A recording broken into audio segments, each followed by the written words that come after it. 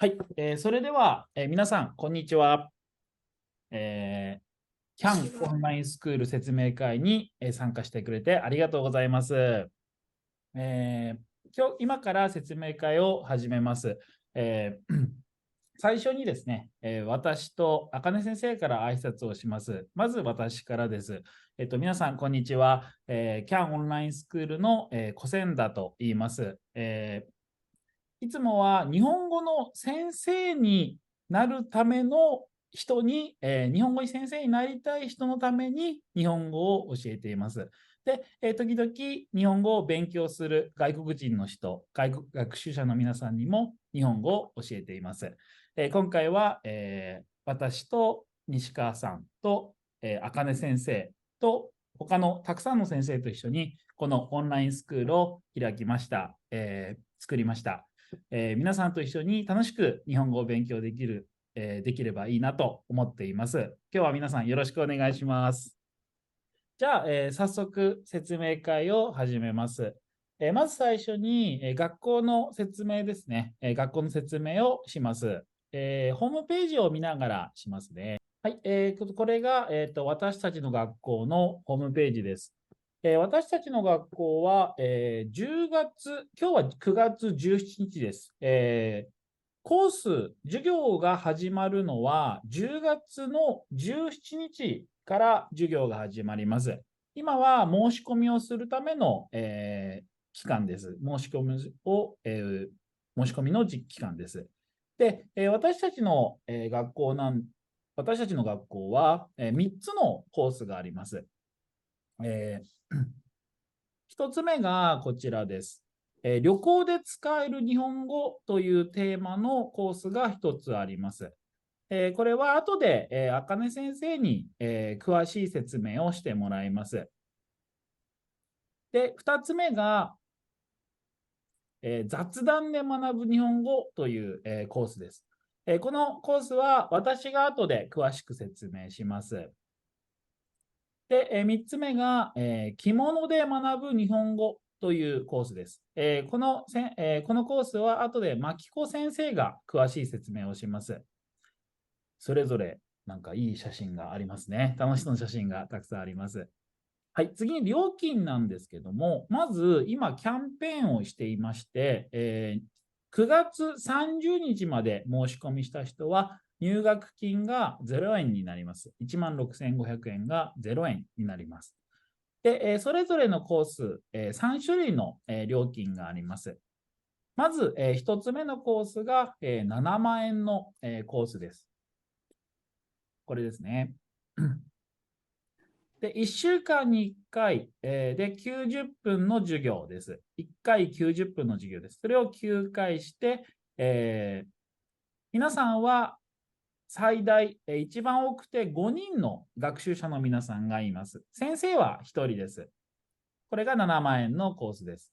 で、2つ目のコースが、15万円のコースです。このコースは、先ほどのコース、さっきのコースと同じ1週間に1回、1回の授業は90分、それを9回、授業をします。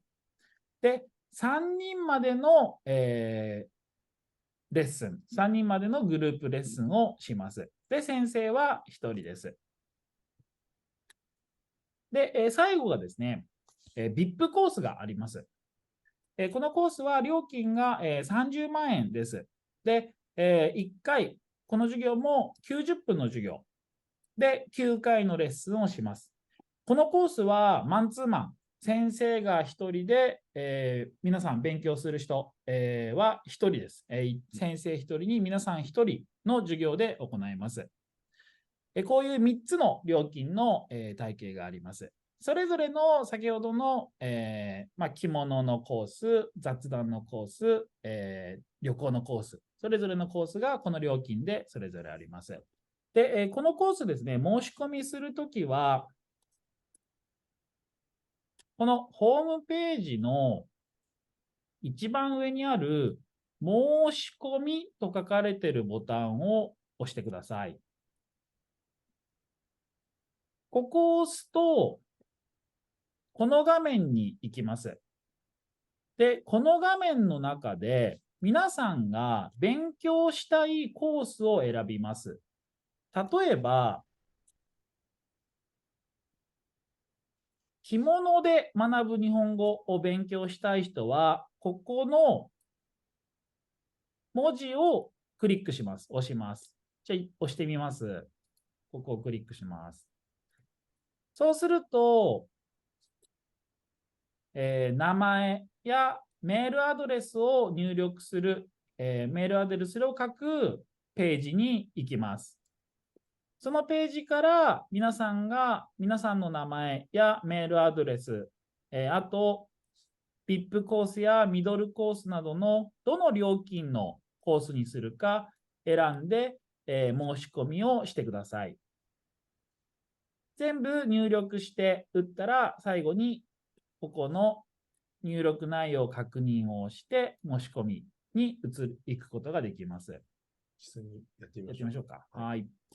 ちょっとやってみますね。例えば、名前を入れます。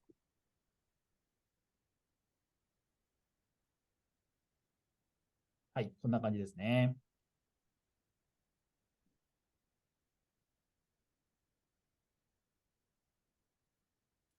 はい。メールアドレスを入れます。そして、皆さんの国ですね、入れます。じゃあ、例えば、どれがいいかな。ミドルコースにしてみましょうか。ミドルコース、15万円のコースですね、に申し込んでみます。で、ここを選ぶと、時間が選べます。皆さんがですね、選びたい時間、をですね、自由に選んでください。で、選んで、皆さんの日本語のレベルをここに書いてください。例えば、JLPT、N3 ですよとか、こういうふうに入力してください。あと、ここにもし質問があれば、質問を、書きます。で、ここをクリックします。で、そして、ここに皆さんが書いた内容があります。で、ここを確認します。で、大丈夫だったら、最後にここの送信ボタン、送るボタンを押します。これで申し込みが終わりました。後で先生から、返信が来ますので、後でまた連絡して、申し込みをまた進め、細かいことを決めていきます。はい。これが申し込みの方法です。はい。そして料金は、後からメールで皆さんにお知らせします。皆さんに連絡します。はい。払い方は PayPal で、払う方、PayPal で払います。はい、そうですね。授業の曜日も、一緒に相談することができます。さっき時間を選ぶときに月曜日、火曜日、水曜日、木曜日全部書いてありましたけど、それは後で決めることができますか？はい、そうですね。後で相談して決めることができます。では、次に、それぞれの先生、先ほどの、旅行のコース、雑談のコース、着物のコース、先生にどんなコースなのか説明してもらいます。まず、あかね先生、お願いします。私の担当する授業、旅行の会話について簡単に説明したいと思います。まず私の授業ではこのような内容で授業をします。全部で9回あります。授業は1回90分です。最初に自己紹介をしたり、あとはカフェの注文とか、ファストフードでテイクアウトする会話とか、いろんな会話を練習します。それぞれ目標があって、その目標に沿って皆さんと一緒に会話の練習をしたいと思っています。で、時々多分皆さんが知っている会話が出てくるかもしれません。私はこの授業を考えるときに自分の YouTube の動画を見ながら、そういえばこういう会話があったなとか、私はこういうふうに話していたなっていうのを自分で考えながらテキストを作りました。こちらが、ちょっとね、全部は見せられないんですけど、この授業のために私が使ったじゃないね、作った辞書形は作るですね。私が作ったこのテキストを使って旅行の会話は授業をします。本当にこの授業のために一生懸命作りました。まだね、9回分終わってないの。まだ4回分しか作っていなくて、今一生懸命作っているところです。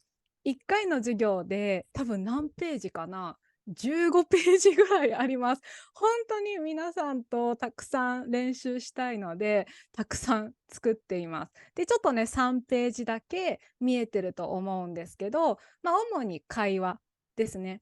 でもその会話の中から単語とか、ちょっとここ今見えてますね。満席と空席とか、あとちょっと文法を説明して、で、最後には授業が本当に理解できたかどうか、こういうチェックもあります。毎回の授業でちゃんとチェックできるようにテキストを作っています。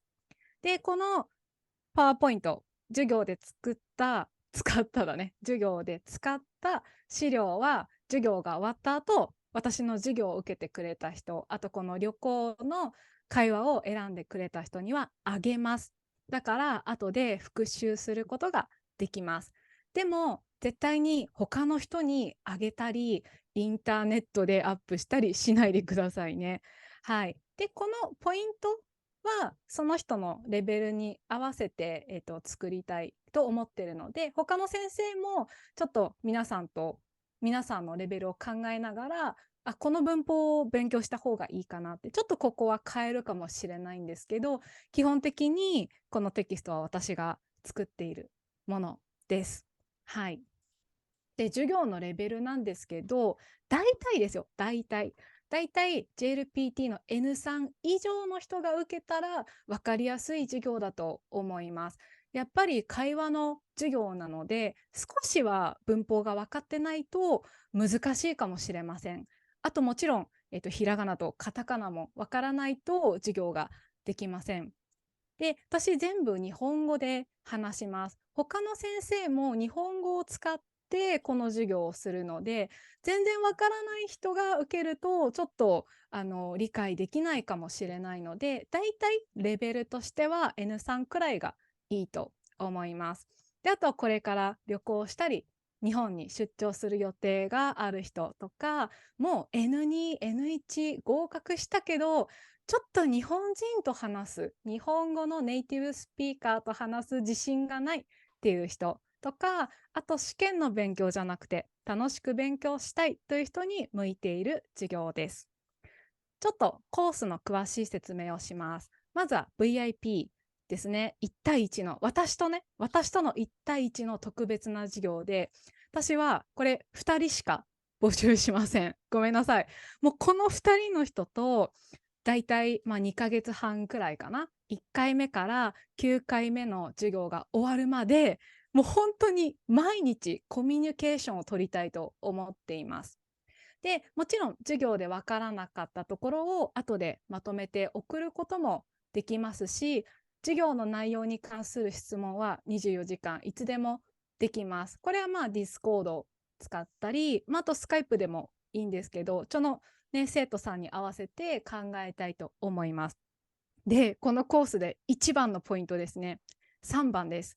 1回目の授業から最後の授業の日まで、私と毎日1回以上音声チャットをしましょう。音声チャットってみんな聞いたことありますか？わかりますか？音声を話して、それが録画されて会話のようにできるものですね。LINE とか Skype とか Discord でも音声チャットができますよね。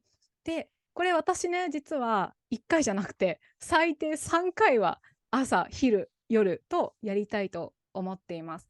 なんでかっていうと、この VIP コース申し込んでほしい人、特に社会人の方で留学を諦めた人、留学できなかった人に本当におすすめです。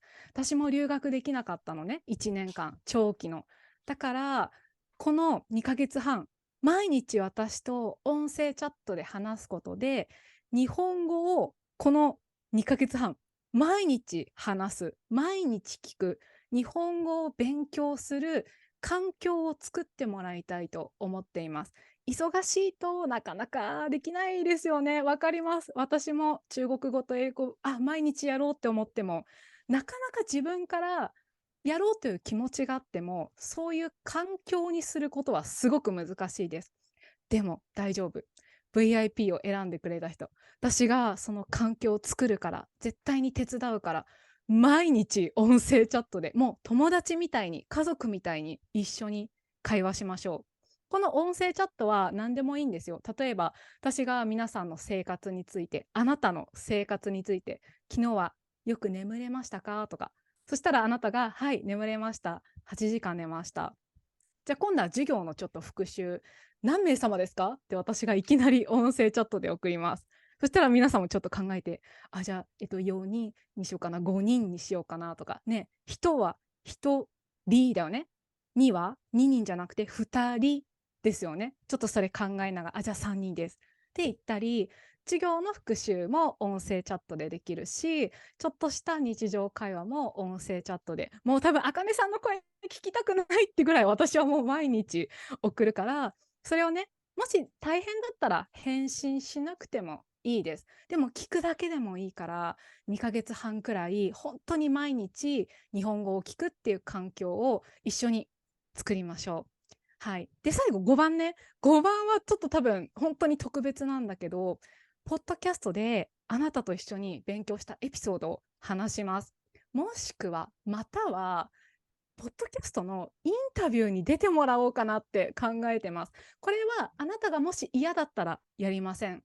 でも私ね、一回もポッドキャストでインタビューしたことないです。YouTube では何回もやったんだけど、ポッドキャストでやったことないから、あなたが一番最初の私のポッドキャストのインタビューの視聴者になってもらえませんか？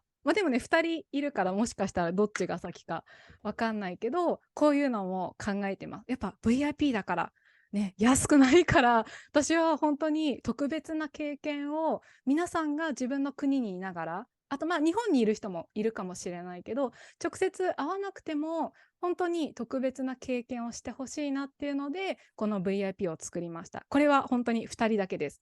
で、基本的に私火曜日だけしかできないんですけど、もしね、いや、すいません、ちょっと今週は日曜日やってくれませんか？もちろんできます。だって VIP ですから、あなたのスケジュールに私は頑張って合わせます。はい。一応ね、火曜日になってるけど、調整することはできます。でも私、この VIP2 人だけね。2人だけ。もうそれ以上できない。でも、2人の人に本当に2ヶ月半、もう友達のように一緒に勉強できたらなと思っています。で、次、ミドルコースですね。これ VIP と違うのは1対3のグループです。私1人に対して3人の生徒さんがいます。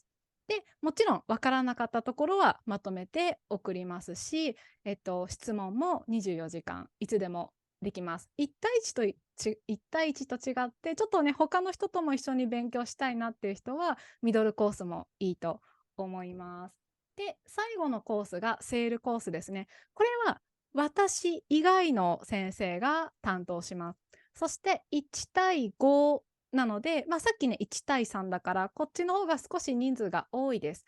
でも、申し込む人数の状況によっては、もしかしたら3人とか4人の場合もあります。で、これやっぱりグループなので、もしね、誰か1人休んだら、その人かわいそうですよね。だから、授業は録画します。だから休んでもその録画アーカイブを見て勉強することができます。さっきも言った通り、どの授業もこのセールコースも VIP もミドルコースも全部90分で9回のコースです。皆さん、私と一緒に日本語の旅をしましょう。はい。じゃあ、私10分くらい説明しました。ちょっと共有、このパワーポイント止めますね。JLPT ね、勉強したいっていう人が多いと思うんですけど、今回のオンラインスクールが私たちが作った理由は、試験のためじゃなくて、JLPT や EJU のためじゃなくて、もっと皆さんが趣味で楽しむことに、時間をかけるっていう意味で日本語の勉強ができるっていう学校を作ったので、ちょっとね、今回はその N2 とか N5 とか JLPT のクラスはありません。すみません。でもね、希望があればもしかしたら来年考えるかもしれないんですけど、今回はちょっとありません。すみません。さっき小千田先生も言った通り、ちょっとね、申し込みの方法が分かりにくいとか、分からないって人は、後でメールアドレスを皆さんに教えるので、そこで直接このコースの何曜日申し込みたいですっていうふうに書いてもらえれば、それでも申し込みできるので、ちょっと考えてみてください。はい。それでは、私の、説明をします。私のコース、私が、担当するコースは、雑談で学ぶ日本語というコースです。雑談というのは、いろいろな話をするということが雑談です。皆さんですね、このコースではですね、上手に話せるようになったりとか、あと上手に聞けるようになるということが目標です。皆さんは日本語で、日本人の人とか、日本語を話す人で日本語で話したことがありますか？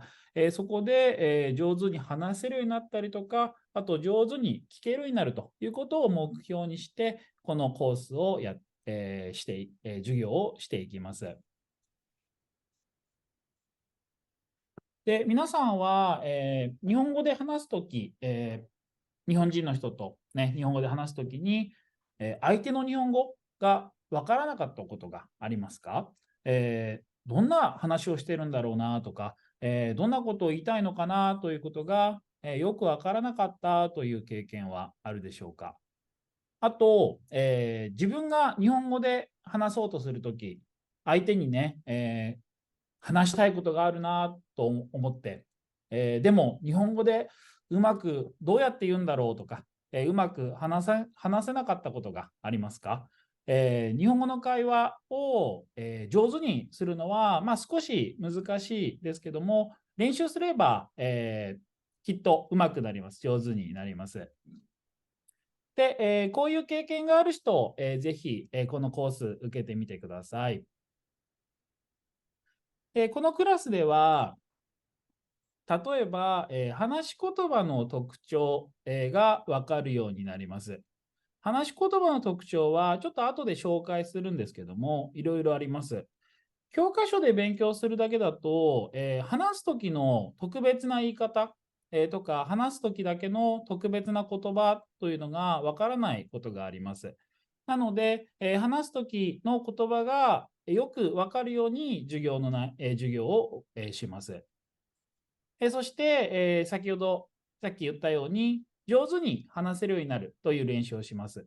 皆さんが話したいこと、自分の好きなこと、相手に伝えたいことがちゃんと相手に伝わるように、上手に話せるようになる練習をしていきます。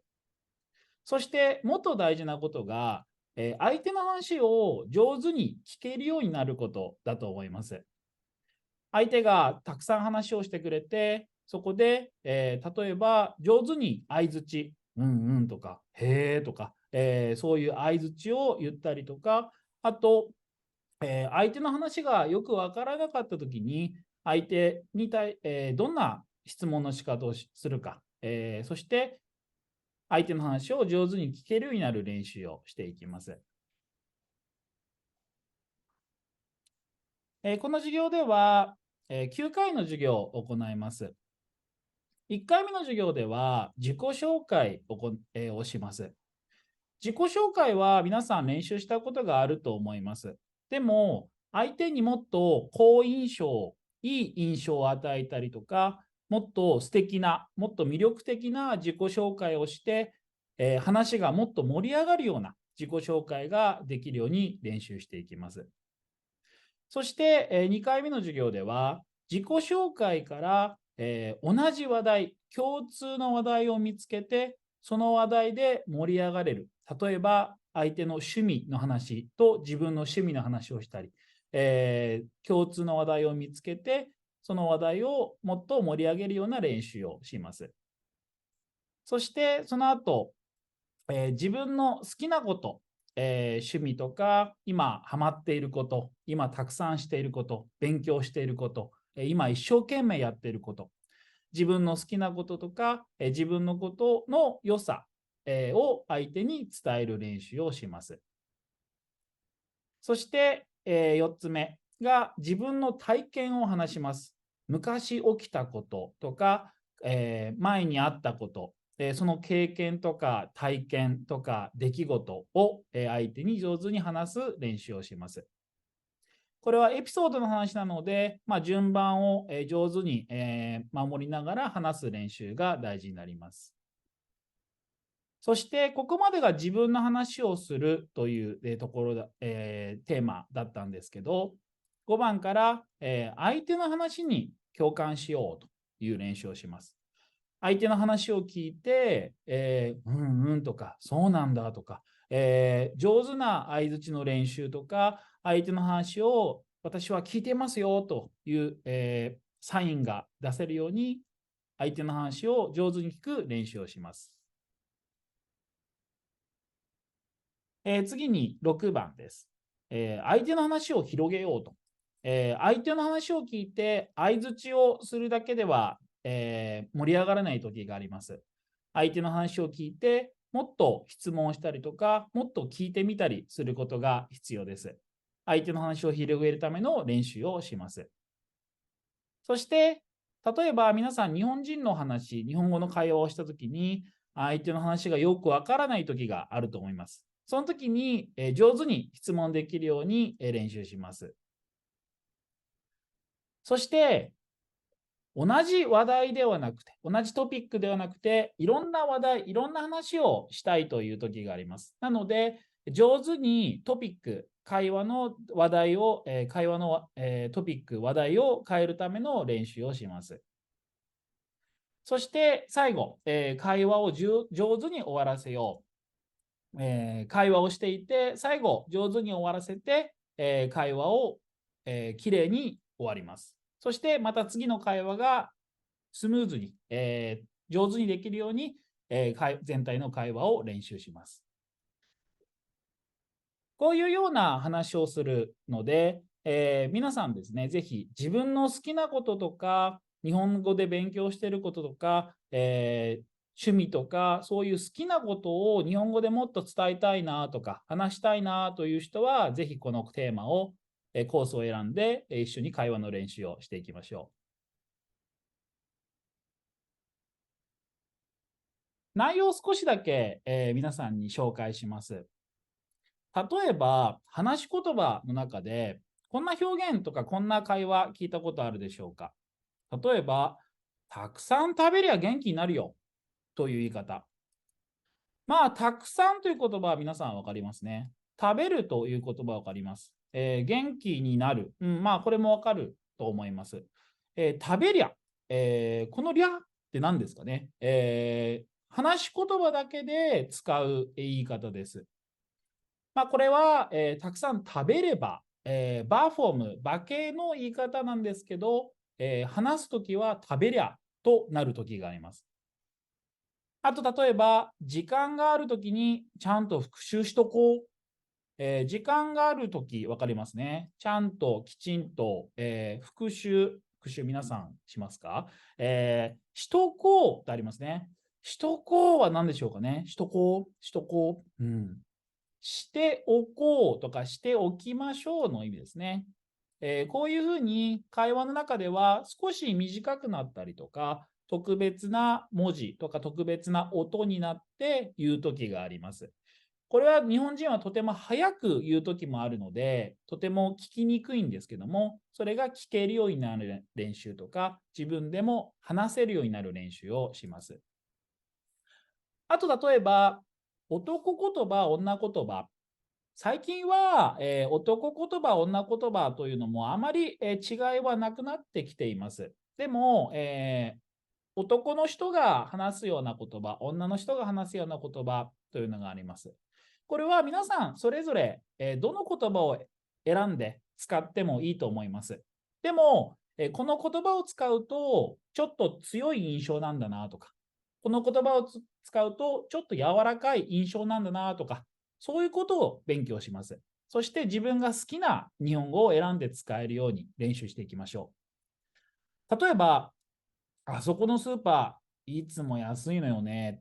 と言ったときに、これはどんな、男言葉っぽいのか、女言葉っぽいのか、柔らかいのか、ちょっと強いのか。これは少し柔らかい印象、少し女性の言葉らしい、言い方になります。のよねという言い方がちょっとそんな、柔らかい印象ですね。次に、もうそろそろ行くぞ。これはどうでしょうか。行くぞというのは、これちょっと強い言い方ですね。男の人っぽいような言い方になります。このぞというのも、上手に使うと、もっと会話が、上手になると思います。こういうことも勉強します。あと、いろいろな言い方があります。例えば、新しい話題を話すときに、あ、そうそう、全然関係ないんだけど、そういや、とか、いろんな言い方があります。こういう言い方、皆さんそれぞれ上手に使えますか？上手に話せますか？あと、例えば、聞くときの言葉ですね。うんうんとか、へえ、そうなんだ。そうなんですか。すごい。ひどいね。ありえない。それは困ったね。とか、聞くときの日本人のリアクションの言葉っていうのはたくさんあります。これ以外にも本当にたくさんあるので、そういうのを私たちは上手にたくさん使いながら、私はあなたの話を聞いてますよというサインを出しながら、私たちは話しています。そういう表現をたくさん練習して、もっともっと相手と上手に会話をしたりとか、話をしたりとか、話が盛り上がったりするための練習をしていくコースを、行います。はい。内容は、このような内容を行っていきます。で、私のコースもですね、先ほど料金が3つありました。VIP コース、ミドルコース、この2つですね。セールコースの7万円のコースは私以外の他の先生が担当します。で、私が、VIP コースの方と、ミドルコースの方を担当します。で、赤根先生と同じように VIP コースの方は、個人的というか、1対1のコースなので、質問がですね、いつでもできるようなコースになっています。で、ミドルコースの方は、3人までの、学習者、皆さんがいて、私が1人いるコースになります。なんかじゃあ逆にこういう会話やってみたいですとかないですあ、か？そうですね。小千田先生のね、クラスは雑談だから、多分いろんなテーマで会話ができると思うんですけど、皆さん、チャットでもいいので、こういうテーマでなんかネイティブスピーカーと話してみたいとかないですか？どうですか？実は、茜先生が言う通り、ちょっと私のコースは自由なので、皆さんがどんなことを話したいかというのに合わせて、会話のトピックとかテーマとか決めることができます。なので、皆さんの趣味の話とか、皆さんがこれから、楽しみたいこととか、そういうことをですね、皆さんと一緒にお話しできるようなコースにしていきます。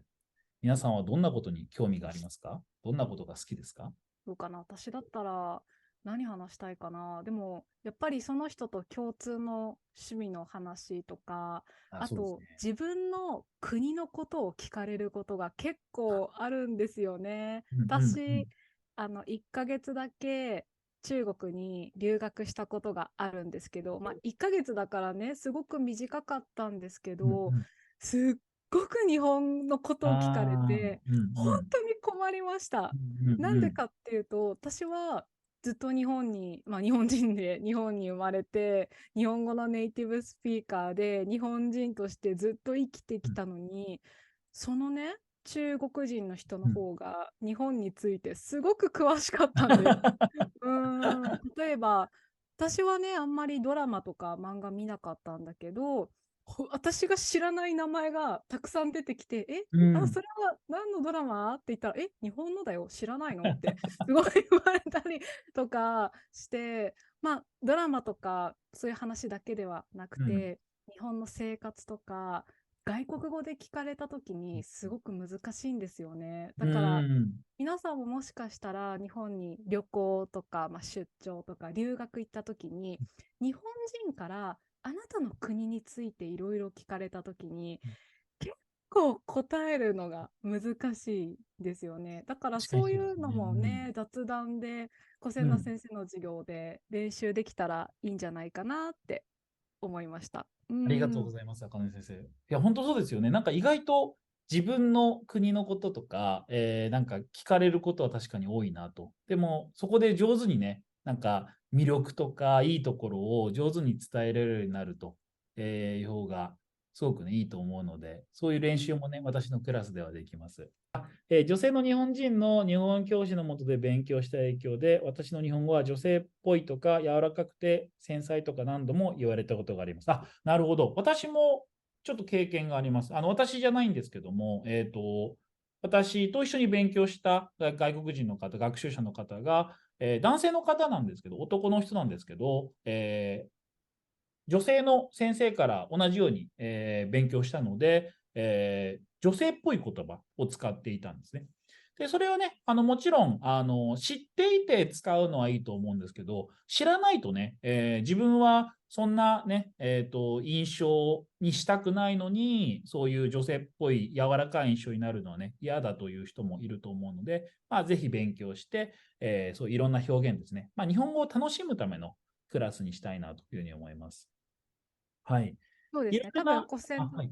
どうぞ、すいません。どうぞ。そう、ごめんなさい。私も今チャット見てて、はい。なんかヒントがありませんかってことで、多分それをね、授業で説明してくれると思うんですよね。そうですね。うはい。ん。そうですね。確かにドラマとか映画とかね、特に話し言葉とか、ちょっと特別な日本語とか多いので、そういうのを一緒に勉強するのもいいですね。もし、う例えば特ん。に VIP コースとかの方だと、内容は自由なので、そのドラマとかね、英語の、の日本語を、たくさんね、勉強するということもできます。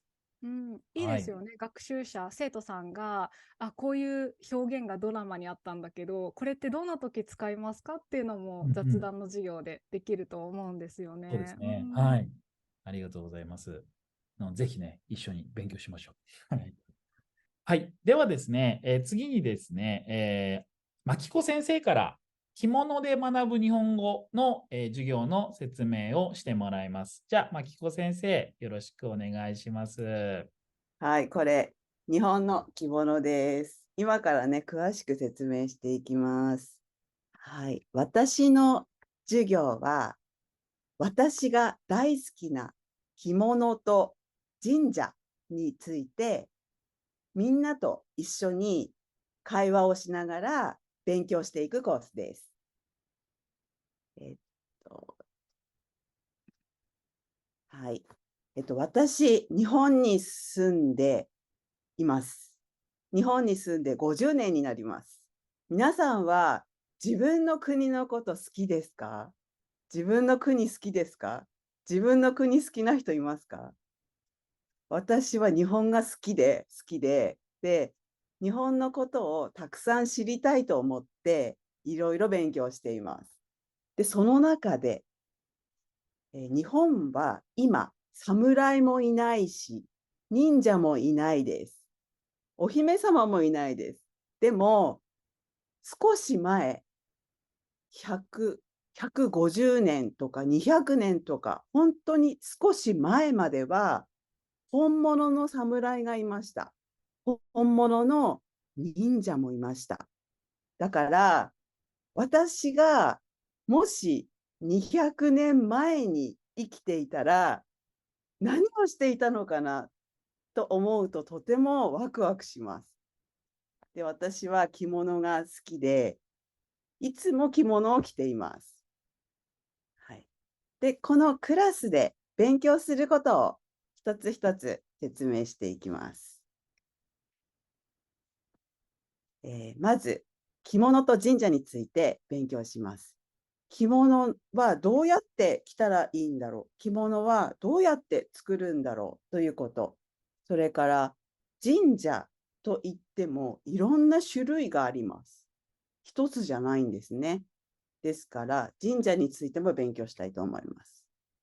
それから、こういうふうに実際に着物を見ながら説明します。これ、振袖といって、結婚していない女の人が着る着物です。この袖が長いです。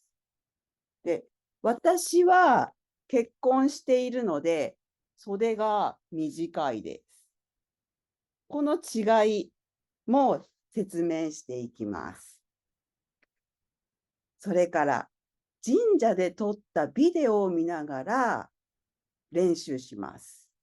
ちょっと一つ見てほしいビデオがあります。これちょっと隠れちゃって見えないかな。見えますか、皆さん。私の住んでいるところの近くにある神社です。ここでビデオを撮って神社を散歩しながら練習していきます。こういうのをたくさん用意します。はい。綺麗ですよ。日本の神社。はい。では次です。はい。はい。日本、1から9まであります。9回コースです。まず1回目。着物の構造を勉強します。着物はどうやって作られているのか知ることができます。そして2回目。着物を着るときに必要なものを勉強します。着物だけじゃ着ることができません。着物だけで着ることができません。帯も必要です。帯を留める紐も必要です。こういうのを一つ一つ勉強していきます。そして3回目。今度は着物を着る方法を勉強します。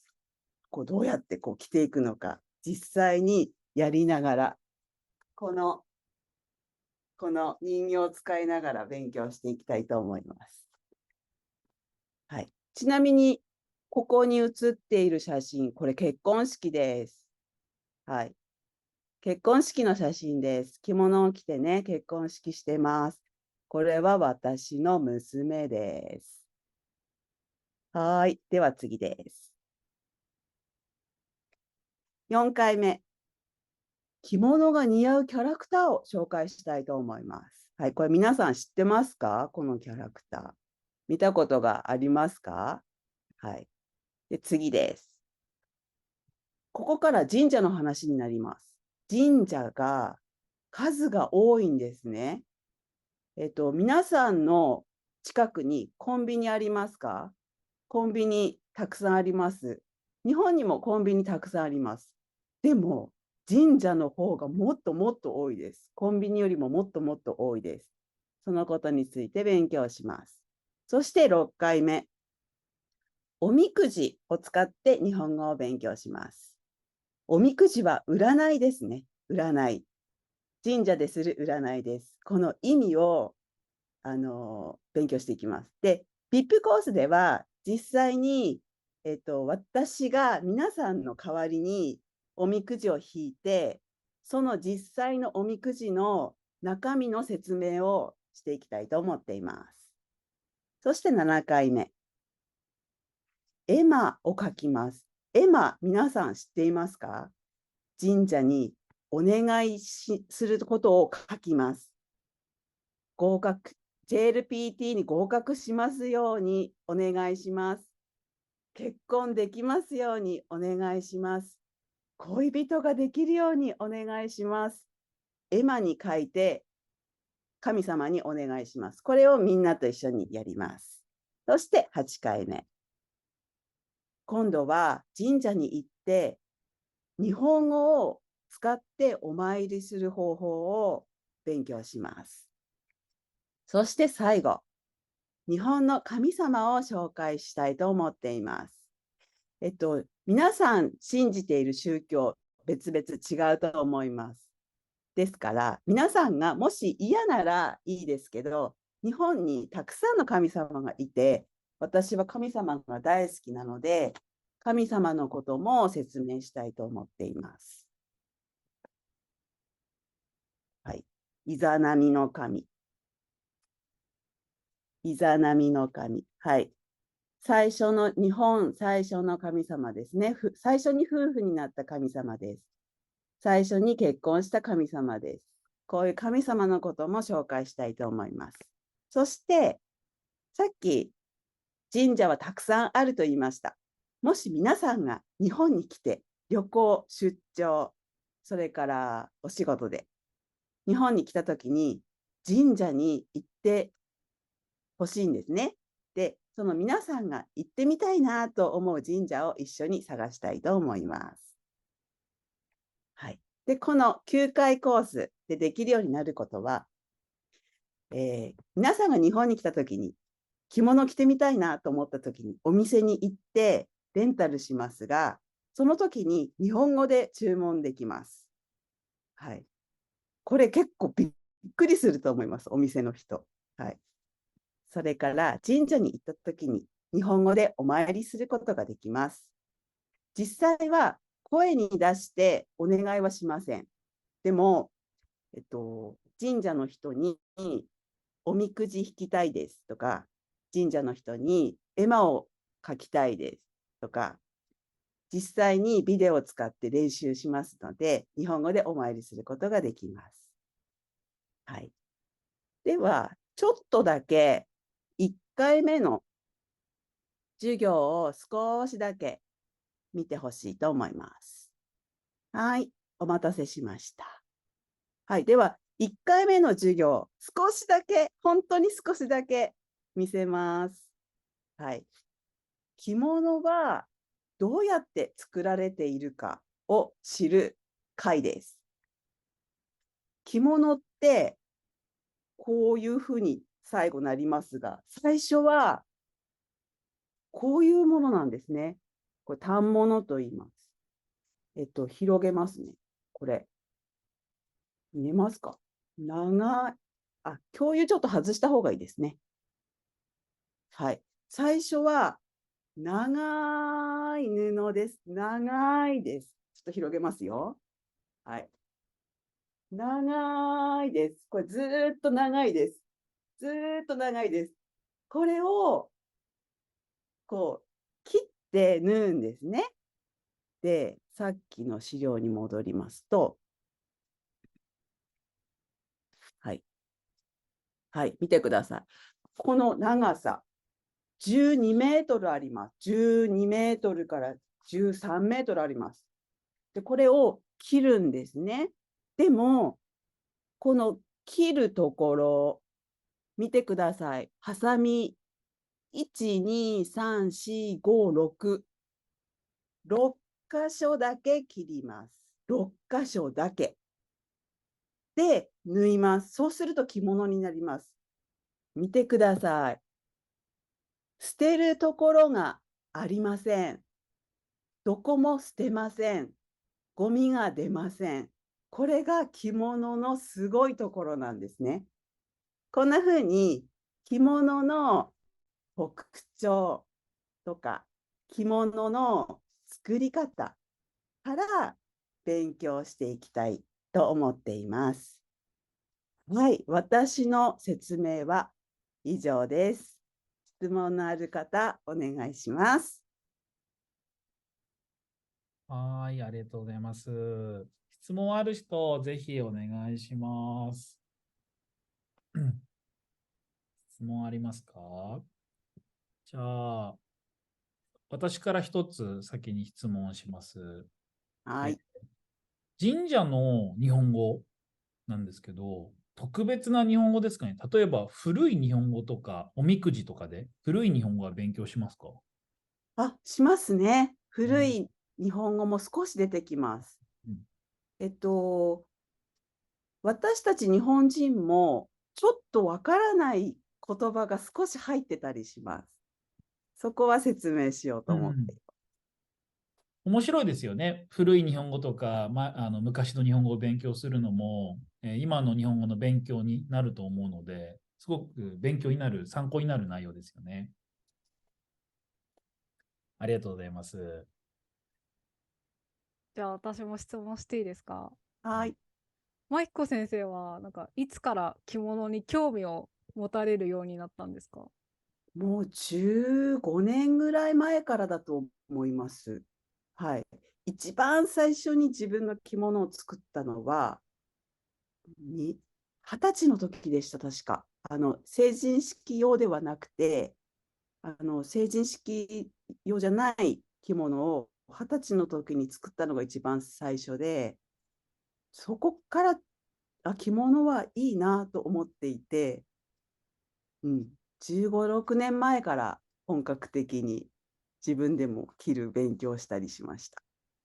すごいですよね。なかなか日本人でも自分で着物を着ることができない人って多分今すごく多いですよね。私もその一人で、やっぱ着物着るなら着付けといって専門の人に頼まないといけないぐらい、結構着るのが大変なので、どういうふうに着るかとか勉強できるのは多分私もね、実はすごい真彦先生の授業個人的に受けたくて本当に、はい、ビップコースでぜひ。ビールの方がちょっと考えます。いやでも本当受けたいですね。なかなか日本人でも知らない知識がたくさんあると思うので、それを日本語で勉強できるっていう授業は多分今までにないと思うんですよね。本当、真紀子先生だけの特別な授業だと思うので、着物、ね、とか神社興味ある人はぜひ考えてみてください。はい、皆さんの国の民族衣装のことも教えてほしいです。ぜひ。確かに、皆さんの国を代表する服は何ですか？なんかチャットで教えてください。チャットに一つ質問来てますね。ありがとうございます。ありがとうございます。日本は特に中国から海外から受けたものがいろいろありますが、着物は日本にしかありませんか？はい、ありがとうございます。そうですね。同じ形のものは日本だけかと思います。ですが、韓国の民族衣装、韓国の服はとても似ていますね。はい。上に着物を着て、ここから下、スカートみたいになっている服があります。とても似ているものがありますから、関係はあるんだと思います。質問ありがとうございました。真紀子先生、質問してもいいですか？はい、どうぞ。はい。真紀子先生の VIP のコースで、着物を着る方法の時に、真紀子先生が着物を着ている順番のビデオとかをもらうことはできますか？そうですね。作ります。はい、作ります。VIP コースの方は特に、そのリクエストがあれば、対応できるものは全部対応しようと思っています。ありがとうございます。ありがとうございます。チャットいただいてました。ブラジル、ブラジルの方、ありがとうございます。なんかブラジルも着物がありますというコメントでいただいていました。そうですか。ぜひ教えてほしいですね。見せていただきたいと思います。はい、マーティンさん。着物が本当に綺麗ですけど、女性専用じゃないですか？男性は何を着ますか？はい、男性も着物を着ます。ですね。男性も、着物があるんですよ。で、確かに私は女性なので女性用の着物しか持っていないんですが、男性の着物で説明することもできます。ありがとうございます。他に皆さんどうでしょうか？ビルマですね。ビルマもありますというね、コメントもいただきました。ありがとうございます。いいですね。見てみたいです。海外の衣装服はとてもカラーがたくさんあって、色がたくさんあって綺麗ですよね。はい。ありがとうございます。なんかグループ授業だったら、そういうなんかお互いの衣装を紹介するっていうのもね、できますよね。できますね。楽しいですね。楽しそう。あとはないですかね、質問。ちなみに、浴衣とかは勉強しますか？浴衣のこととかは勉強しますか？勉強します。授業の中で季節が出てきます。日本は四季があって、春、夏、秋、冬。着る着物が変わります。暑い時は、ちょっと暑いので、浴衣になります。この今人形が着ているのが浴衣です。夏用の浴衣になります。はい、その説明も詳しくします。ありがとうございます。いいですね。はい、ありがとうございます。結構浴衣は日本人にとってもね、着物はちょっと着る人もみんな着るわけじゃないんですけど、浴衣はね、結構お祭りとかで着ることもあるし、身近だし、そういうところはね、すごく身近なところで面白いです。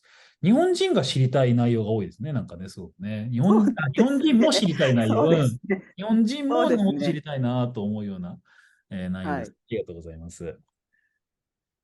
はい。皆さんどうですか？あと大丈夫ですかね？はい。もし質問があったら、後でも大丈夫です。後でも質問してください。じゃあ次に行きましょうか。はい。じゃあ、牧子先生、ありがとうございました。ありがとうございました。1個質問もらいましたね。ありがとうございます。これだけお答えしましょうか。ありがとうございます。着物の値段は高いですか？高いものもありますが、とても安いものもあるんですよ。あります。今、日本ではリサイクルが進んでいて、古い着物をたくさんリサイクルショップで買うことができます。1000円からありますよ。はい。だから買うこともできますね、確かに。レンタルだけではなくて、買うこともできます。実際、この着物よりも帯の方が高い時もあります。はい、いろいろですね。質問ありがとうございます。ありがとうございます。もう一つ来ました。着物と法被と浴衣、違いは何ですか？ありがとうございます。とてもいい質問ですね。着物は上から下まで、はい、上から下まであります。1枚着ます。法被は上だけです。お祭りの時に上だけ着ます。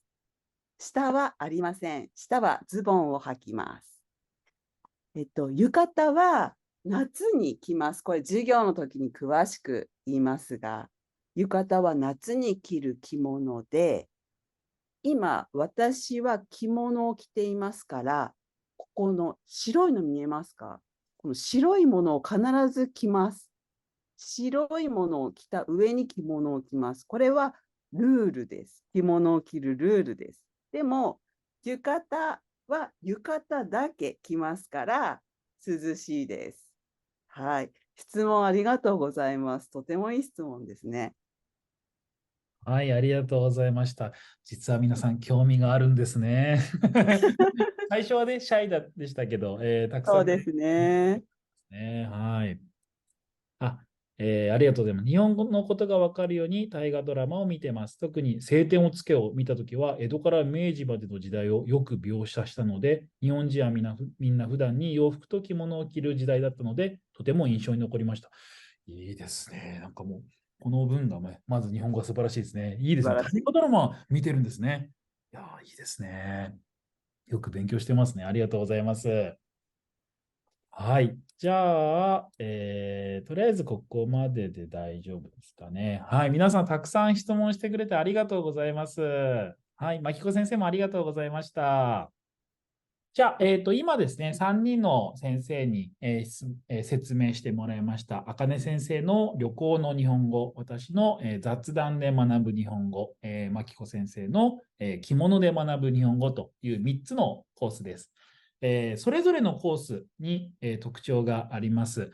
ぜひ皆さんが好きなコースを選んで、申し込みしてみてください。では、今日はですね、たくさん先生がいるんですけど、もう一人先生が参加してくれています。よち先生、ご挨拶お願いします。皆さん、こんにちは。私はセールコースを担当します。よっちです。よろしくお願いします。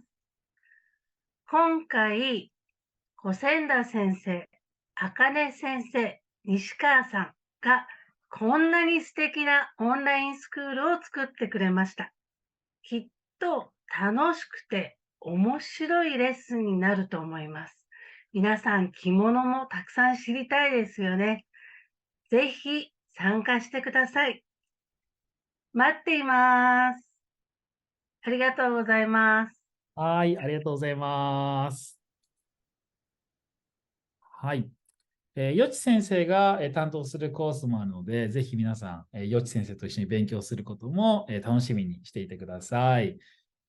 それでは、最後に、もしですね、他に何か質問があれば、お願いします。で、最後に私から、申し込みの仕方とか、いろいろですね、もう一度説明しようと思います。これが、私たち CAN オンラインスクールの、ホームページです。で、このホームページの申し込むときですね、ここにある赤いボタンをクリックしてください。で、そして今説明した3つのコースですね。まず最初にどのコースを選ぶか決めます。旅行で学ぶ日本語なのか、それとも雑談で学ぶ日本語なのか、着物で学ぶ日本語なのか、この3つの中から1つ選びます。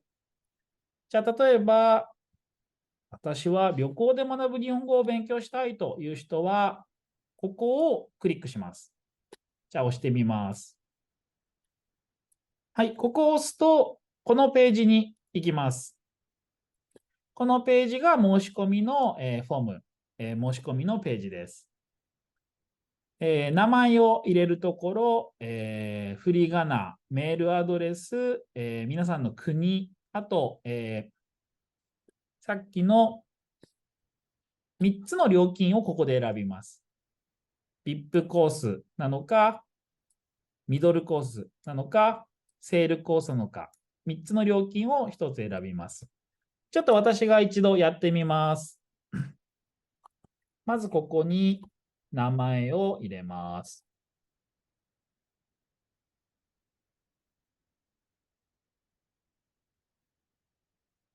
そして振り仮名も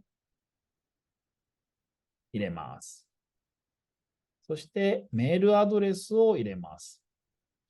で、皆さんの国をここに入れます。じゃあ、例えば、VIP コースを選びたい人は、ここにチェックを入れます。ここにチェックを入れて、そして次、ここですね。ここは皆さんの日本語のレベル、大体で大丈夫です。どんなレベルか教えてください。